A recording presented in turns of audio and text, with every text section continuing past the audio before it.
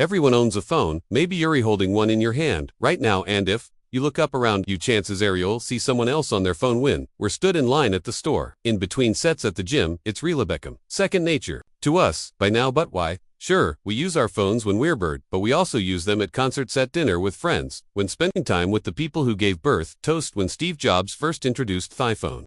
Back in 2007, there wasn't real you could do with it. Sure you could. Send a text to your friends, call them. If you needed, maybe play a game of chess. If you like, fast forward 238 days later, in the impulse to pull out our phones and mindlessly watch split screen TikToks pretty much consumes every single one of us. So what happened, and more importantly, what does the future of content addiction really look like now? If there's one fatal flaw that human species has, it's our curious nature. Sure, it helps us advance as a species and also as individuals. It gives us a reason to learn and create new things. But how does it end? We've already become so addicted to watching whatever yoni else is doing, scared that if we didn't open the app, we're going to miss out on something. You don't even really like using them yet. We still find ourselves opening the app for the 10th time today, ready to waste another 2 hours of our life. And without you even knowing, there's an army of people working to make sure you stay like that. None of this is random. These big social media companies have one main objective: keep you on the platform, and so they manipulate you. They know exactly how the human mind works, and they take advantage of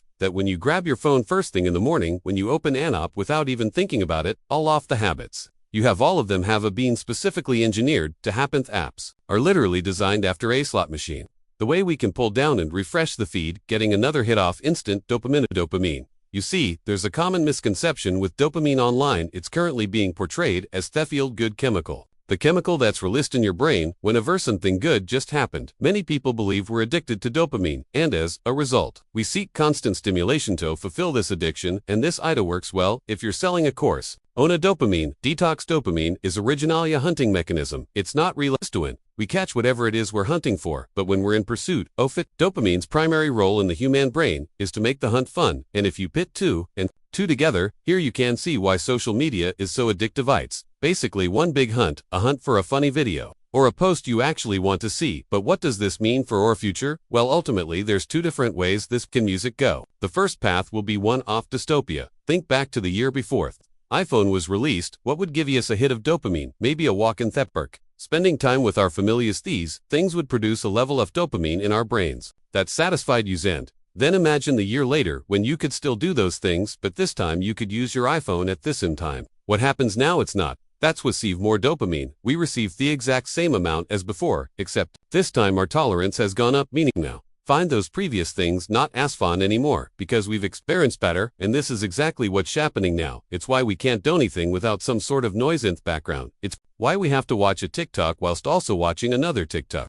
In simple terms, our Vaseline sand, as long as new and better things keep coming out in the world, well, we're constantly going to be increasing our baselines for most people. Data without any technology has already become unbearable, and we're only 16 years in from the first iPhone coming out. Just imagine, in another 50 years. I think we're heading down a dark path without the majority of us even realizing it. Or do we have the ability to turn this around? Sure, we won't ever be able to stop our advancements in technology, and neither should we want to. Is there another way around this? I've all seen the recent rise in popularity of genuine content podcasts over the last few years have skyrocketed in views, and people just sitting down talking to a camera are being pushed in the algorithm. And why is this happening? Well, humans crave social connection, and at first social media was there to help us with that, and it worked. In the early days, we didn't have this problem. Social media was used as a tool to connect us with people, but when they realized they could take advantage of that, it was no longer about giving us social connection but giving us a false feeling of it. I mean, when waste last time you actually got some value out of social media, and people are starting to realize this. People